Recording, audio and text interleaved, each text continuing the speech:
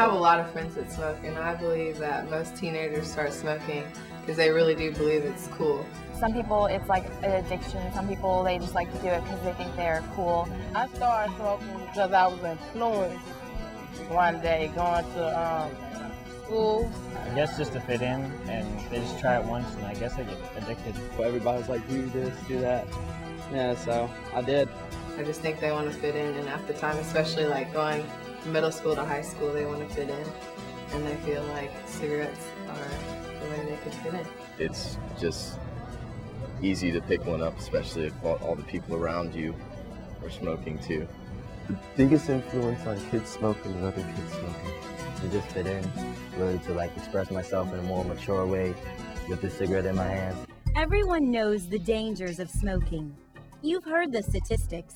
Millions of deaths, greatly increased risk of cancer, heart disease, and emphysema. The product even comes with a warning label. But every day, thousands of teenagers light up for the first time. Young people feel a lot of pressure. They want to emulate adult behavior. There's a lot of reasons why young people initiate smoking. Laval's friends played a big role in his decision to start smoking. And he admits it didn't take long to give in to the peer pressure. He was 13 when he smoked for the first time. I remember vividly, I was in an arcade and we were about to go in and people were breaking out cigarettes on the line, and Laval, here, pick this up, take this. Okay, lit it up. So hard. The taste was horrible. The way my body reacted to it was horrible. But I'm looking around, nobody else is coughing, so let me hide that little cough. Let me try it one more time. And Laval thought that since other teens were smoking, it was the cool thing, the in thing to do. I thought I can smoke a cigarette to try and look old. Now, Laval knows that once you start smoking, it can be very hard to stop. I thought it was the social norms. I seen a certain general warning, but hey, well, these people are smoking. Can't pay too much attention to that. They become, in my opinion, peer addicted as well. And once they have that, it's very difficult unless you get the whole group to quit. What are some reasons why teens might begin to smoke?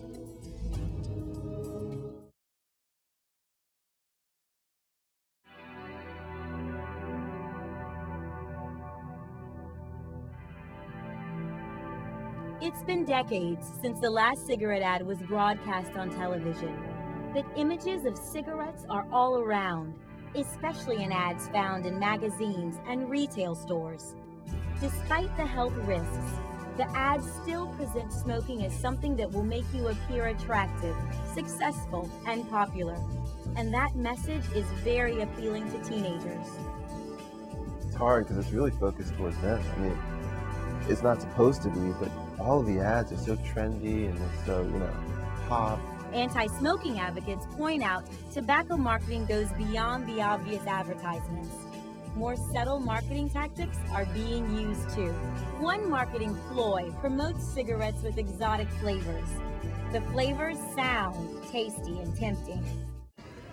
I saw two of them, and one of them was like Kahlua flavored or something, and one was like lime. I think they're probably targeted towards like teens and like 20s, like younger.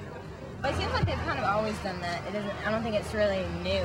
Maybe it's a little more obvious that they're targeting teens, but it's kind of always been like that. While the 1998 tobacco settlement prohibits tobacco companies from marketing to young people, critics say the cigarette makers' messages are still getting through. Kids are looking for anything that's cool or neat, and this is something that's not the same old pack that everybody else has. And when you have the flavor, that kind of enhances their first experience and maybe leads them to try it more often. What can teens do to combat the barrage of media influences and false advertising claims enticing them to smoke? One way is to learn about the hidden messages within the advertising. Looking at advertising in stores, trying to understand how that advertising impacts themselves and their peers. And then how they actually manipulate you to go out and buy them. If you look at an ad in the magazine, you're going to see that they're teenage friendly. Ashley started smoking when she was 15. A year later, her mother caught her. Most parents would give their child an anti-smoking lecture, but Ashley's mom decided to take a different approach. You can lecture, but I can guarantee you it's going to go in one ear and out the other. Instead, her mom asked Ashley to join an anti-smoking program called Youth in Charge. It gives teens a chance to learn about the dangers of smoking for themselves and then share that information with other teens. In 1 to 3 days, we talked to over 3,000 kids. And that's why I appreciated Youth in Charge, because they had youth empowerment groups telling other youth the dangers. Ashley says this form of advocacy works. Any other teenager that I've ever talked to, their mouths hit the floor when I was telling them. I was like, did you know this? And they're like, well, let me get a brochure, and they wanted to get involved somehow. What we're trying to do is elevate this from just education to actual behavior change. It's one thing to have knowledge, it's one thing to do something with that knowledge.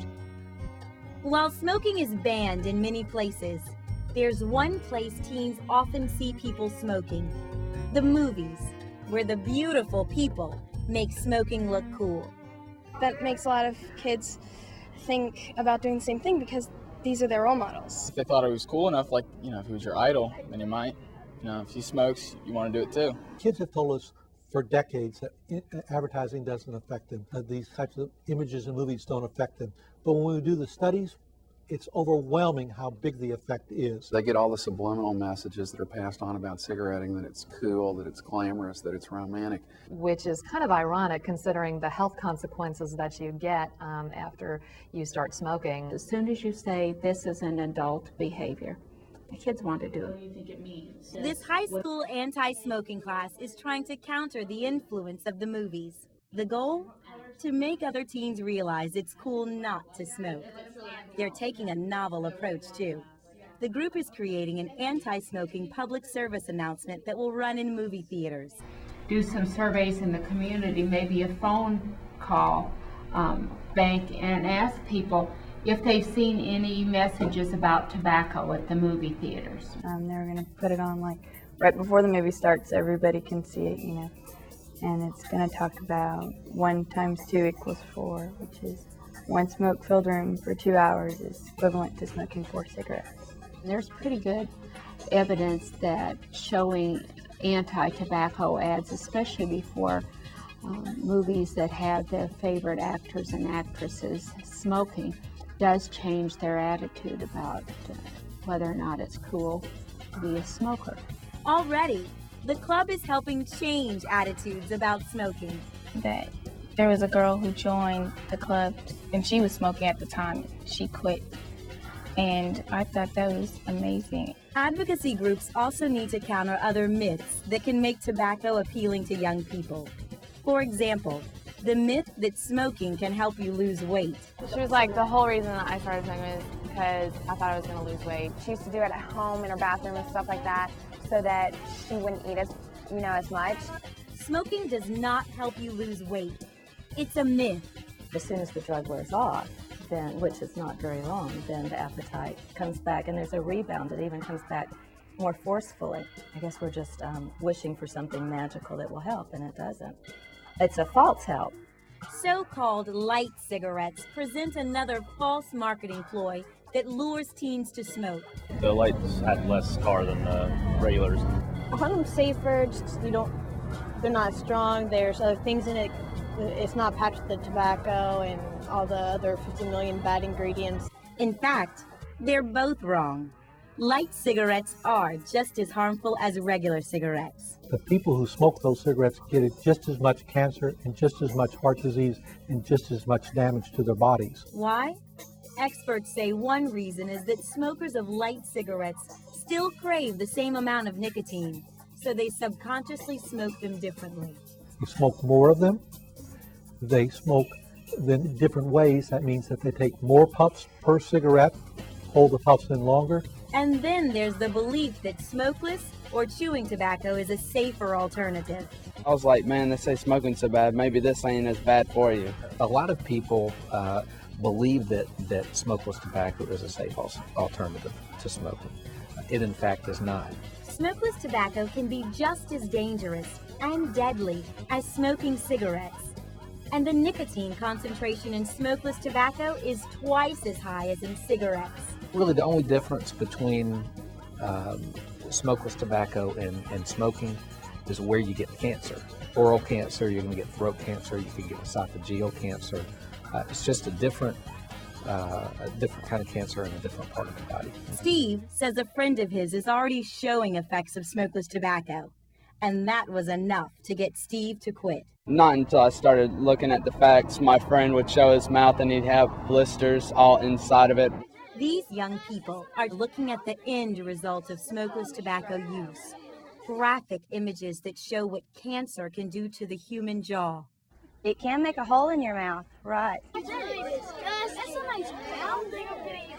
That's bringing your mortality right in front of you in a mirror. If a dentist can show you, hey, as a teenager, you may have been dipping a couple of years, you've already got this sore, you keep this up, you could lose half your jaw or you could die. Amanda and her sister Crystal don't need pictures to see the devastating effects of tobacco use. They live with it every day. When I started smoking, I had no idea. I didn't know about smoking-related illnesses. I didn't know about addiction. Their mother, Pam, started smoking when she was just 10. It's a decision that not only changed her life, it's going to end it. Well, I know that it's emphysema and there's no cure for it. Pam is dying of emphysema, a lung disease caused by smoking. But it feels like pretty much is like holding your breath all the time. But it's hard to get teenagers to think about getting lung or heart disease in 30 or 40 years, even in 10 years. And it's not like anybody's actually thinking about when they're 40 or 50 when they're 17. I think teenagers are reckless. A lot of teenagers are reckless. And that because they're careless, they don't care about what's going to happen to them in the next 40 years. We're invincible, didn't you know? But Pam will tell you, no one is invincible. The physical limitations that I have now are almost everything. When I'm acutely ill and I can't breathe, that is terrifying. She says she knows as well as anyone else why you can't just say, oh, I won't get sick. It won't happen to me. A lot of kids think that they can quit before they get sick. But the thing is you don't know when you're going to get sick. You are more than twice as likely to become a smoker if your parents smoke. Amanda promises she and her sister won't be part of that statistic. Now, she's left to wonder if other families will face the same painful future facing her family. I think it could be prevented if people would just start thinking about what smoking will do to you. And it does say it on cigarette packs that it causes emphysema, but if more people knew what emphysema was and what toll it takes on your life, then I think that they would think twice. If someone had given me a crystal ball and said, look, this is what's going to happen, of course I would not have smoked. I had no idea. But, smoking-related illness is the most preventable illness that there is. All you have to do is not smoke, and you won't get a smoking-related illness.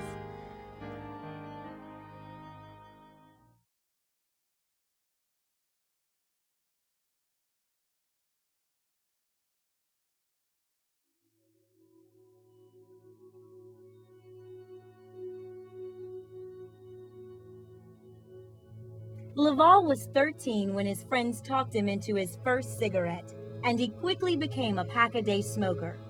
Actually smoking, and this was an everyday, pick up a pack, drop one. As soon as my pack is finished, I gotta run to the store and get another one. So, I was actually addicted to this. But he didn't realize the damage he was causing himself until he was at the gym one day.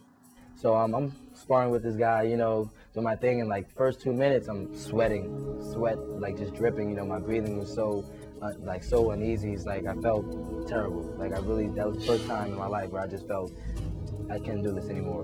And this one kid came up to me, one of my students, his name was Artie, and he was like, man, you're looking real slow out there. You're slipping about. What's the deal?